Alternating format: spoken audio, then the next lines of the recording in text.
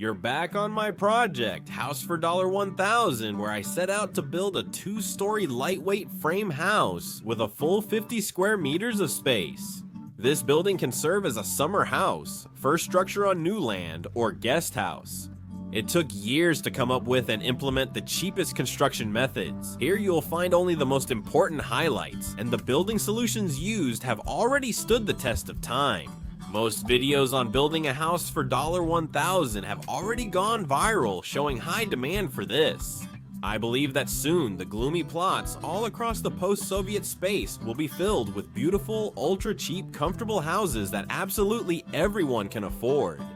To achieve this dream, just overcome laziness and learn to save money while buying materials cheaply. In the future, this project will even influence affordable landscaping and our bodies.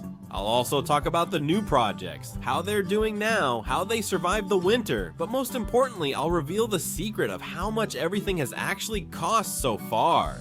So let's go through everything step by step. Hello everyone! The old yet reliable Mogilev planer skillfully turned rough boards into smooth, pleasant material. All the lumber used was far from first grade. It was originally purchased raw and underwent many years of natural drying under a shed. First grade boards in Belarus cost about $100 per cubic meter at purchase. This material seemed like leftovers from a bigger project and was worth no more than 60 bucks. I only invested my own labor in drying and processing it. That's why the resulting dry planed boards and beams are also valued at $60 per cubic meter, which is about 6,000 Russian rubles. At the time this video is released, it's spring 2024. Alright, go ahead and spin it. When we bought these boards in rubles, the amount was different. I usually calculate long-term projects in dollars, even if many dislike it. In the House for $1,000 project, it just felt natural. Don't count your own labor at all, and don't hire anyone. Free time outside your main job lets you use your labor for yourself. While reviewing this video's main stages of building a house for $1,000, I recorded detailed videos with key conclusions. Links are in the description below. The main structural elements of the first floor frame are made from what I call pseudo-timber, box beams screwed together from 4-inch boards with metal fasteners. I received one as a child.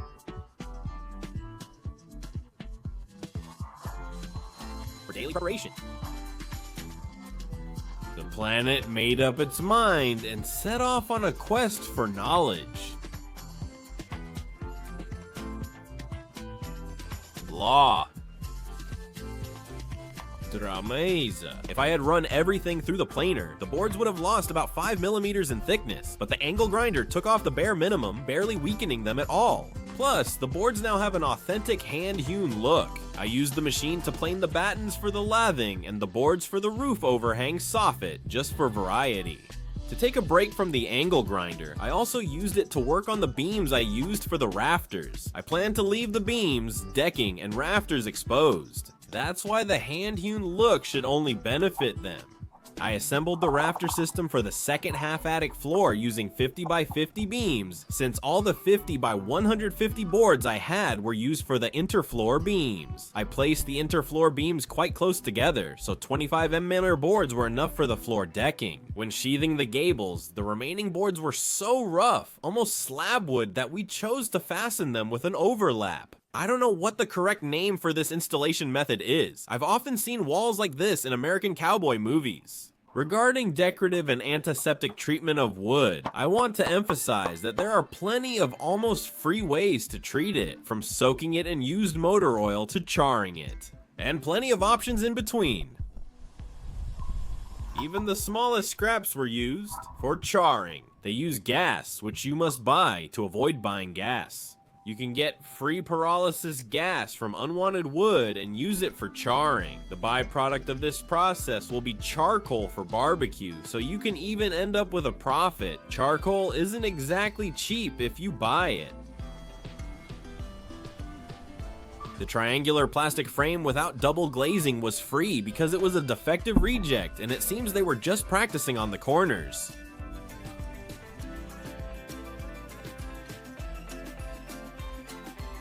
The project was designed as a mobile home that can be easily disassembled and quickly reassembled elsewhere.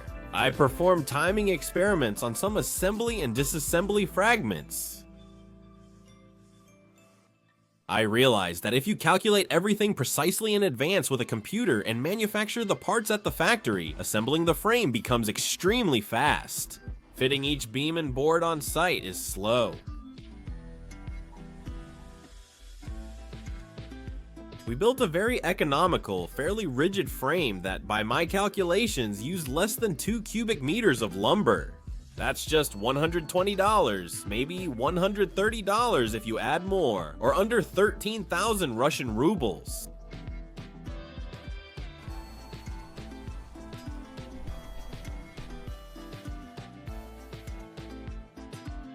Two sashes from a defective frame cost me 10 each, so I decided to make 2 attic windows.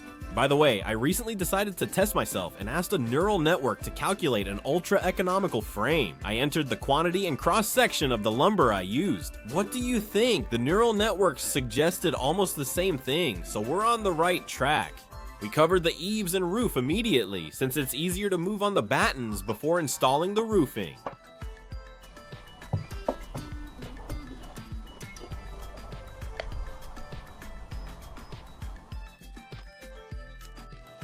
And I used the bare minimum of fasteners.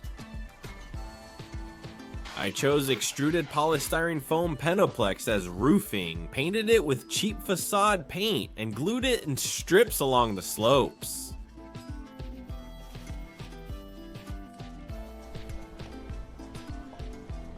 The blanks were more flexible than I thought. Their lightweight design and high windage make them vulnerable to strong gusts during installation. Pamaz Gavau decided to attach a wooden bar to one edge, which made the roofing blank much more stable.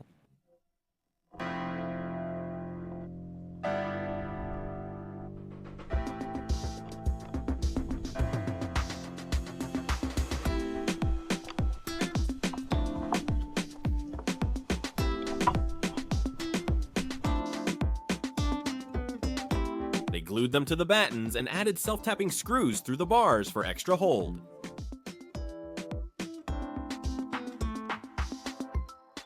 He was generally satisfied with the result, so he sawed and planed more bars from the boards and coated them with homemade antiseptic.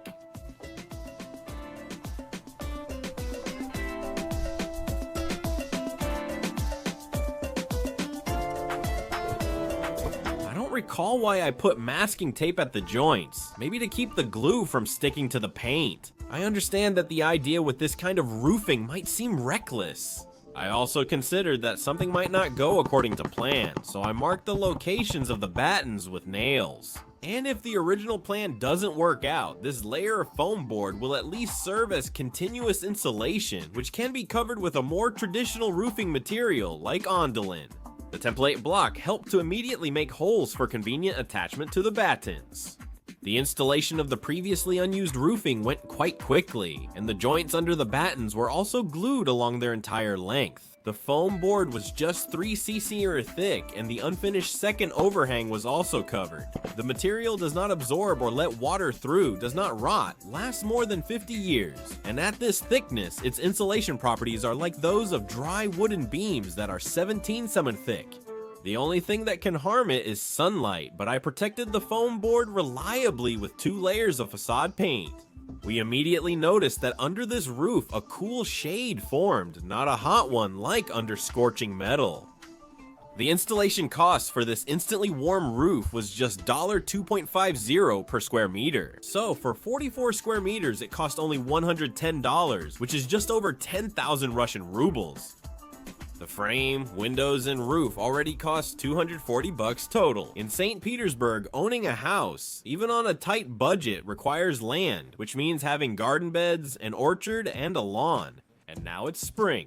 Regular viewers of the Yasha Kosyak Songs channel know that the further development of the House for $1,000 project even influenced the design of our organic raised warm garden beds. Thanks to the homemade warm material, the beds are made quickly, cheaply, and last a long time. Even rich people envy such beds. Next, I decided to equip the house with homemade windows. I got some door frame blanks on sale at a good discount. These bars already have a rabbet cut. Back then, I was even holding the chisel wrong, but that didn't stop me from attempting a very simple and cheap window. I bought a couple of double glazed windows from the window guys for next to nothing. They often make mistakes with the measurements, so they sell these defective ones almost for free.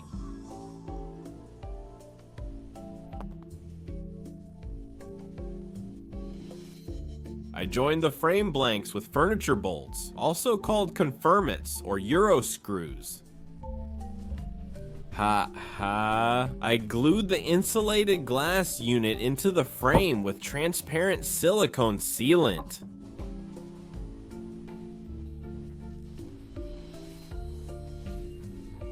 I also used the good old glazing bead, look. And very soon I was sitting by my own homemade window, which cost $9 and took an hour to make.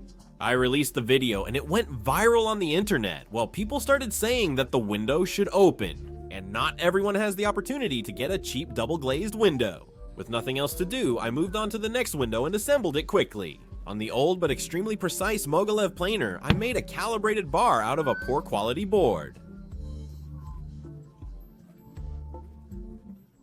First, I assembled the frame, then I assembled the sash. The goal was not only to make an extremely cheap window, but also a window that absolutely anyone could make without any carpentry experience, using simple power tools and a homemade double glazed unit. If you don't try to save as much as I did, you can just buy a ready-made bar, and in that case, you don't need any machines to make it. Using regular door hinges made everything much simpler.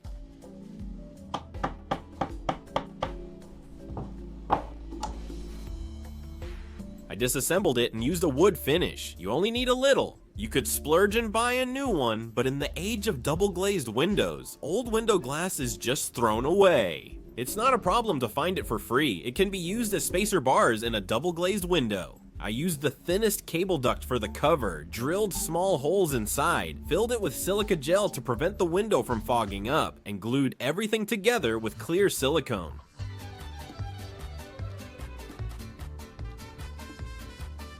I also fitted the window with a double seal, polished it, and it turned out just beautiful with a budget of only 15 bucks. I realized that building cheaply gives an advantage to an opening window over a fixed one, and I quickly felt it. The video about this window went viral on the internet. Requests began coming in to try other ultra cheap window options as well. And then, as they say, Ostap got carried away. Using a household grinder made it possible to quickly turn a cheap wooden bar into a casement window, also with double glazing. Besides being extremely simple, its feature is that it's white on one side and has a natural, slightly tinted wooden look on the other.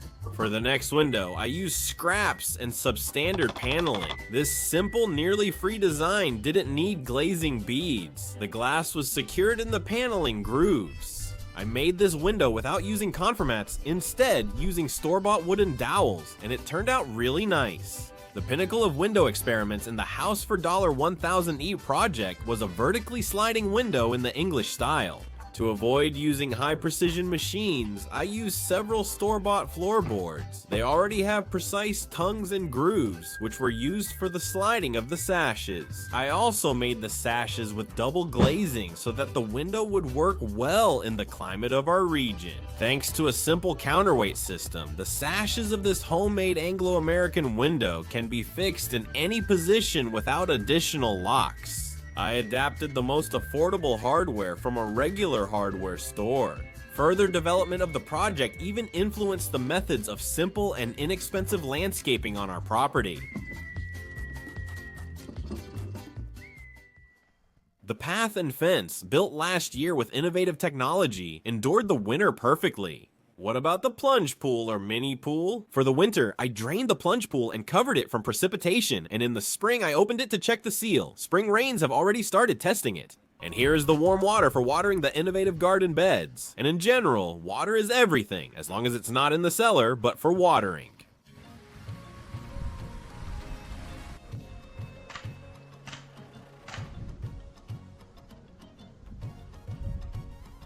The The project also needed a cheap insulated door, which I made, just like one of the windows, from leftover paneling scraps. I got these scraps for free at the nearest woodworking plant. They treat these scraps as trash and burn them to heat the drying chamber. I want to point out that both in appearance and in terms of its characteristics, my homemade door for this ultra budget project turned out to be quite solid. It could even fit well in a decent bathhouse. It cost around $60 for 5 homemade windows and a door.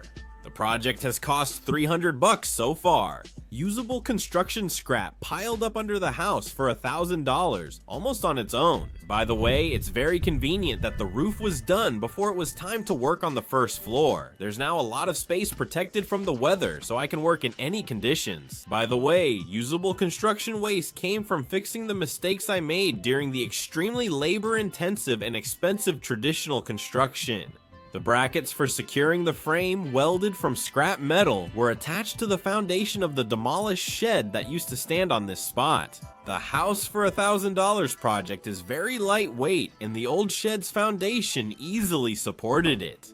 If it hadn't been there, it would have cost next to nothing to pour, for example, shallow concrete piles. But to build a new world, I believe it's not necessary to completely erase the old one. The old foundation of the old shed was here. By the way, I decided to just slightly even it out on one side, add some concrete, and level it. To install the first floor walls on it, I set up the formwork and poured more concrete. The cost was 12 bags of cement, the rest was scrap, so that's an extra $30. And I broke a bit of a sweat. Now I'm moving on to the walls. Then something happened that divided the construction methods of our post-Soviet space into before and after. At least that's how it seemed to me, from the reaction to the following videos, which will not just blow up the internet, but turn it upside down. I built a test wall segment and quickly saw which store-bought materials I needed. The technique is so simple and inexpensive that you can now build using store-bought materials instead of junk. I mixed the store-bought compound and apply it to the future wall using simple plastering tools. The horizontal application method allowed me to manage without any plastering experience, since the gravity of our long-suffering planet was on my side. For the walls, I only needed the compound alkali-resistant fiberglass mesh and a very common building material. Since I had absolutely no plastering experience, to get a more or less even surface, I had to plaster in 2 stages. First a rough reinforcing layer, then a cleaner finishing layer.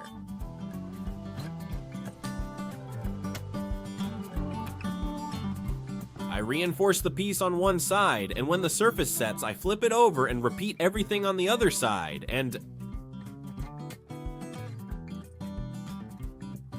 each new square meter turned out even smoother.